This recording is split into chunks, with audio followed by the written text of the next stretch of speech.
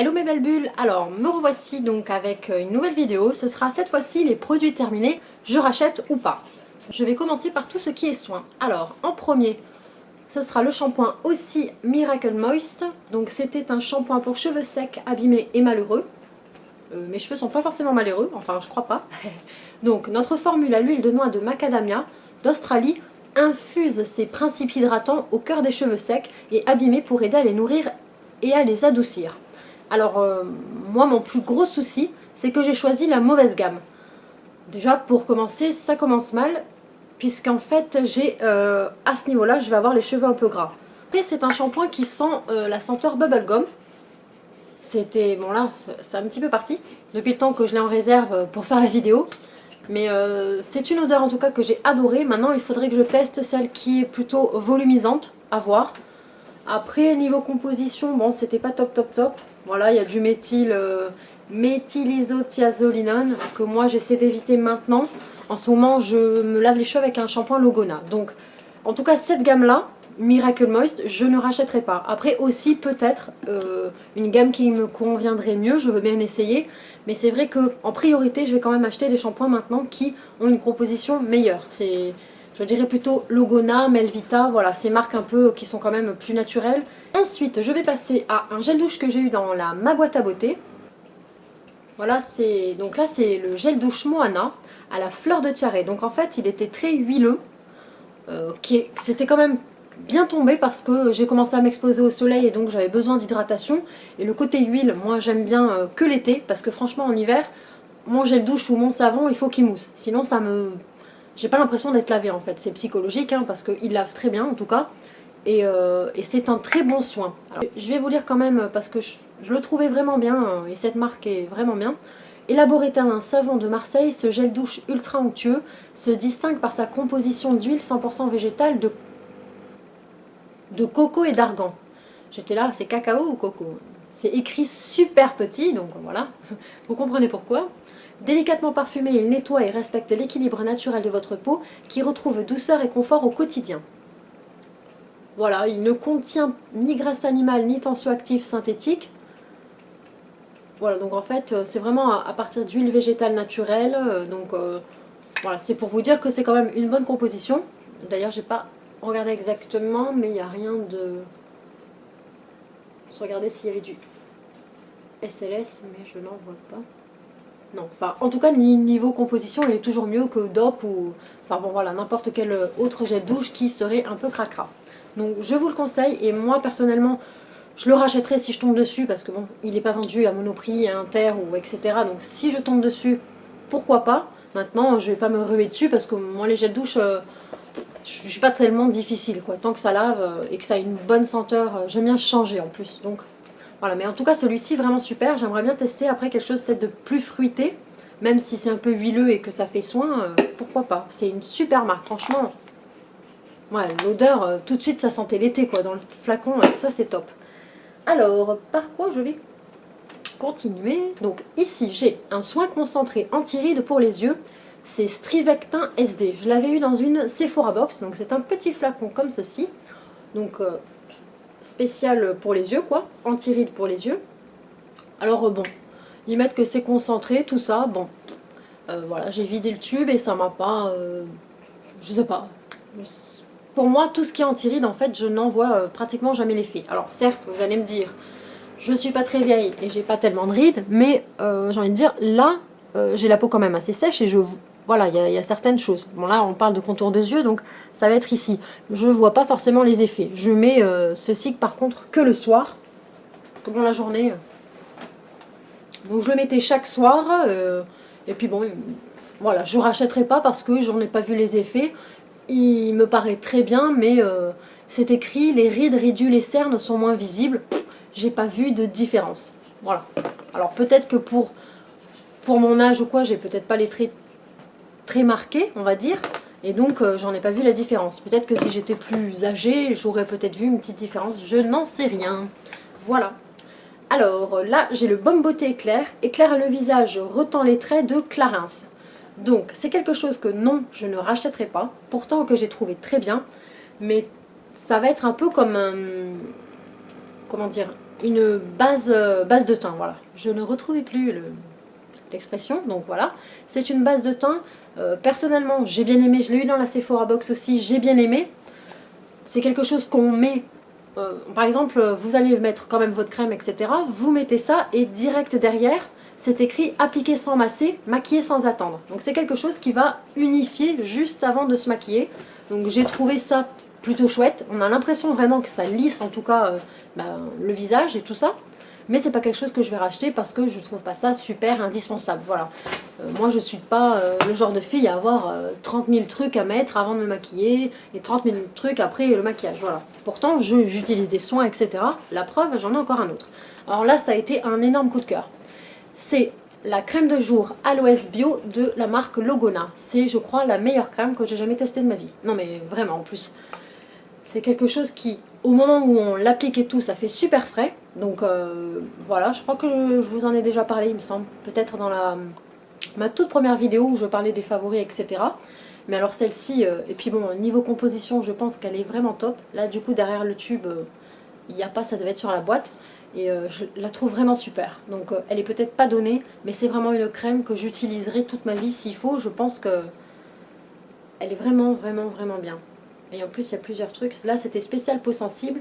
C'est écrit cosmétique naturel contrôlé. Donc, et puis aloe vera, c'est ce qu'il y a de plus hydratant. Donc pour les peaux déshydratées et du coup sensibles, puisque c'est un tube spécial peau sensible, une gamme spéciale peau sensible. Voilà, c'est le top du top. Ensuite, encore une crème de jour. Celle-ci, c'est Avoir 20 ans Phonétique. Pareil, ah voilà, c'est celle-ci que je vous ai parlé dans ma première vidéo des favoris, c'est pas l'autre je pense.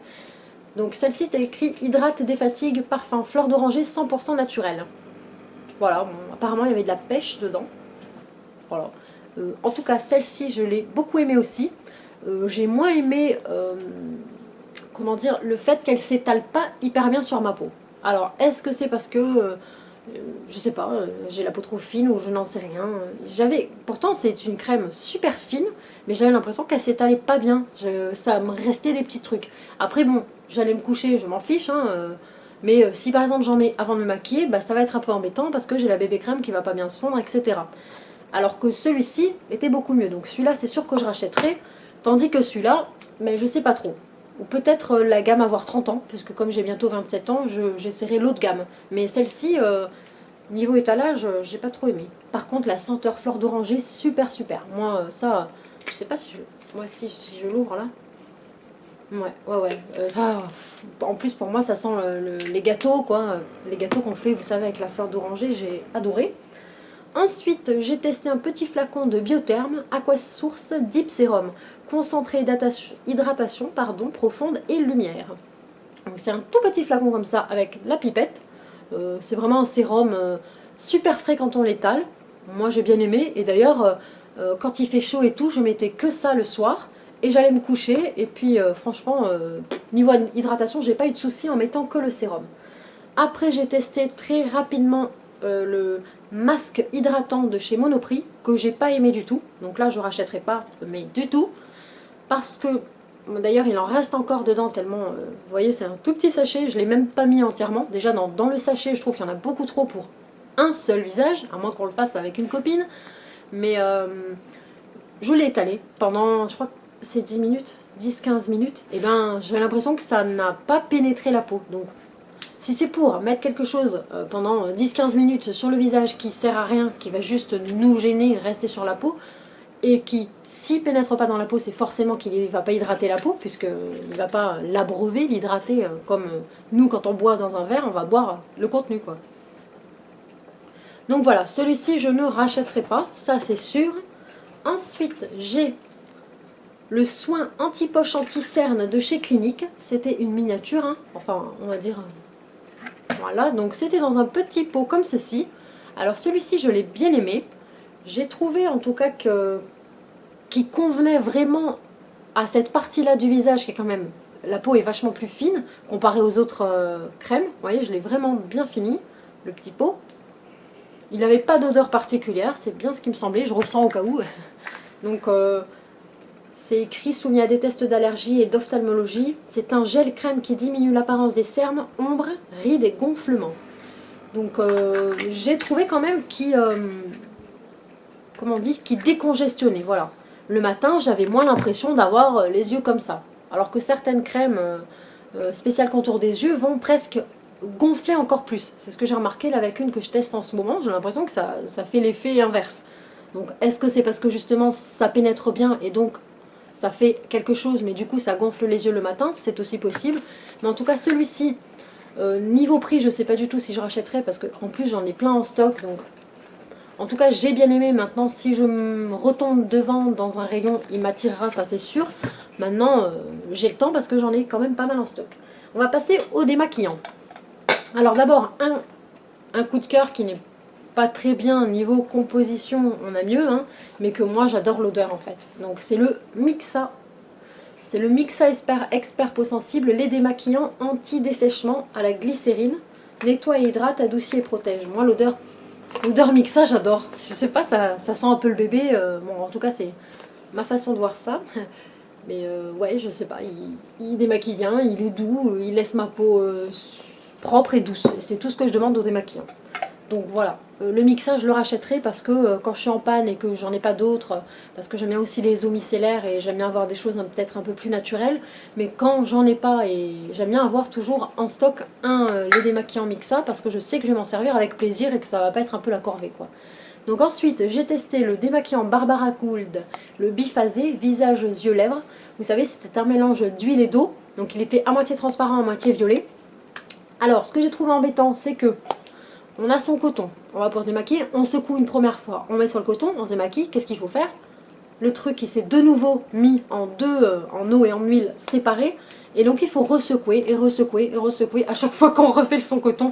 Donc ça c'était un peu embêtant parce il m'est arrivé d'ailleurs plusieurs fois, au moins une fois en tout cas, d'avoir le flacon ouvert et d'avoir oublié de secouer ouvert parce que le soir on est fatigué, on n'a pas forcément les idées en place hein, quand on a eu une dure journée, donc le flacon était ouvert et moi je m'amuse à secouer et puis bon bah, j'en ai pas mis partout parce que le flacon est quand même assez bien fait, vous voyez c'est un tout petit trou donc à moins d'appuyer en même temps et que voilà je secouais juste donc ça c'est pas allé partout mais bon c'est un peu embêtant de devoir secouer pour rien. Donc c'est écrit ultra efficace sur maquillage résistant. Alors ça c'est 100% vrai.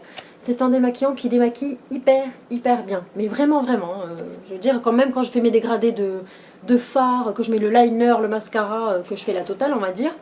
Il est vraiment top. Après c'est écrit sans rinçage, c'est quand même vachement huileux et vachement chimique pour laisser ça sur son visage. Surtout si après s'être démaquillé, on va vouloir mettre une crème de nuit, un contour des yeux, etc.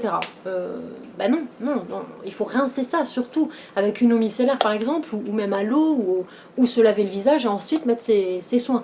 Parce que sinon on se retrouve avec une espèce de couche d'huile qui est franchement pas agréable. Non, j'ai trouvé ça pas agréable.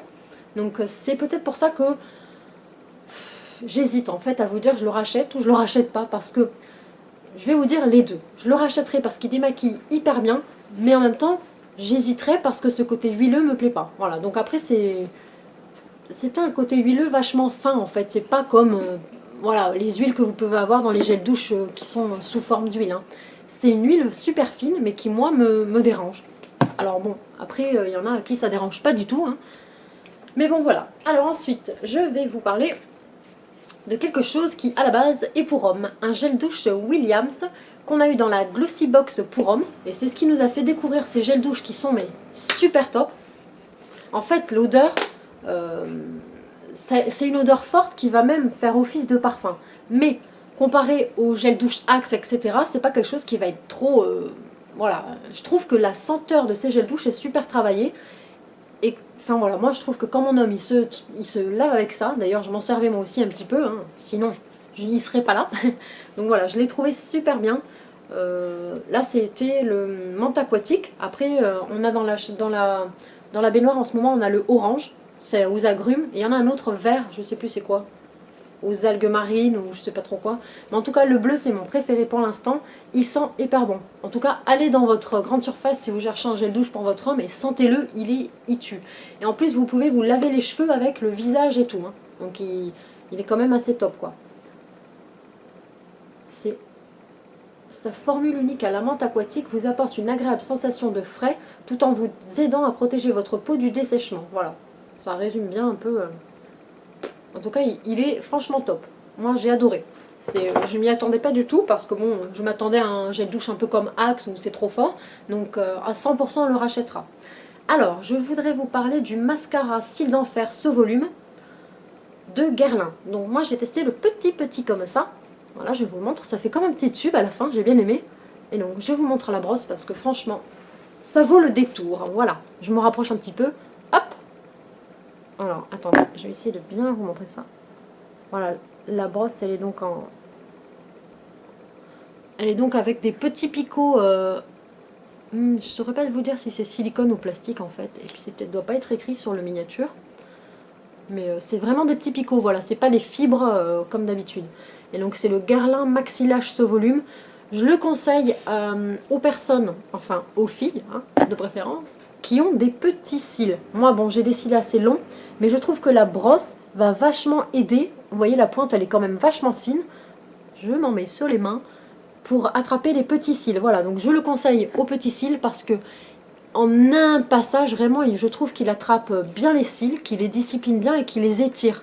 Donc voilà, si vous voulez tester un mascara Guerlain, ou peut-être demander chez Sephora, ou etc., s'ils n'ont pas des miniatures à tester, si vous voulez pas directement payer le mascara Guerlain, parce que personnellement, c'est pas quelque chose que je vais faire comme ça. Voilà, c'est quand même, ça coûte son prix, hein, un mascara Guerlain, donc je peux comprendre qu'on n'ait pas envie de se ruer dessus. Donc si vous voulez tester les miniatures, faut pas hésiter à demander à Sephora. Après, je peux pas vous garantir qu'on vous dira oui, je vous en donne plein, hein. Mais bon, voilà. Qui ne demande pas, non, qui ne tente rien n'a rien. Alors ensuite, j'ai testé grâce à Maman Prend Soin d'elle, comme je vous disais dans ma dernière vidéo, le Prada Candy. Donc là, c'est la petite miniature comme ça. Et franchement, j'ai adoré ce parfum. Je sais pas si... Non, là, il sortira plus, mais... Bon, je ne peux plus le sentir, mais il sentait trop bon. Donc, je vais vous lire le petit texte qu'il y a là. Ça décrit un peu la senteur. Donc, Prada Candy Floral capture l'essence de la fleur imaginaire créée par Prada pour Candy. Inspirée par la plus pure des fleurs, le cosmos blanc, la fragrance révèle une composition florale, tendre et inattendue. Et ben, ça décrit tout à fait la senteur. Et vous voyez les petites fleurs qui représentent bien. Je trouve que c'est super doux, en même temps floral et sucré. Enfin, c'est super. J'ai vraiment aimé. J'ai vraiment adoré cette senteur. Et la porter comme ça quand il commence à faire un peu chaud, je trouvais ça super parce que j'aurais pas aimé porter quelque chose d'entêtant quand il fait chaud. Voilà, on n'a pas envie d'avoir un truc un peu capiteux. Bon, non, moi ça me... De toute façon, j'aime pas trop les parfums capiteux, donc voilà. Alors ensuite, j'ai testé, attendez, le blush de Sephora, le Colorful Blush. La teinte numéro 5, Sweet on You. Donc je vous montre, c'était dans un petit rond comme ça, vous voyez, vous avez plein de... D'ailleurs, il montre le petit pinceau, c'est rigolo. Donc voilà, les petites teintes. Et donc moi, c'était... voilà, c'était, je vais vous montrer, le rose comme ça, très clair. Il m'a fait quand même un petit moment, hein, même plus d'une semaine. Je sais plus si j'en mettais tous les jours, mais donc celui-ci, je le mettais au pinceau. Ben, c'était un rose vachement naturel, longue tenue, comme c'est écrit là. Et c'est vraiment vrai parce que à la fin de la journée, j'avais quand même bien le rose un peu marqué. Donc là, je l'ai pas, hein, je l'ai fini depuis un moment maintenant, mais c'est normal, c'était un petit rond. Donc je le conseille aux filles qui aiment les blushs un peu poudrés. Mais attention, il faut quand même avoir la main légère au niveau du pinceau parce que ça marque hein, quand même, c'est un bon blush, je trouve qu'il est bien pigmenté, donc il faut pas passer 30 000 fois le pinceau, sinon vous allez avoir les joues comme ça, enfin comme mon t-shirt quoi, donc voilà. J'espère vous avoir donné des avis assez constructifs qui vont vous donner envie de tester certaines choses et puis qui vont aussi par exemple vous dire ah ben non je vais pas tester ça, je vous montre le masque hein, au cas où, mais voilà, j'espère que cette vidéo vous aura plu, salut!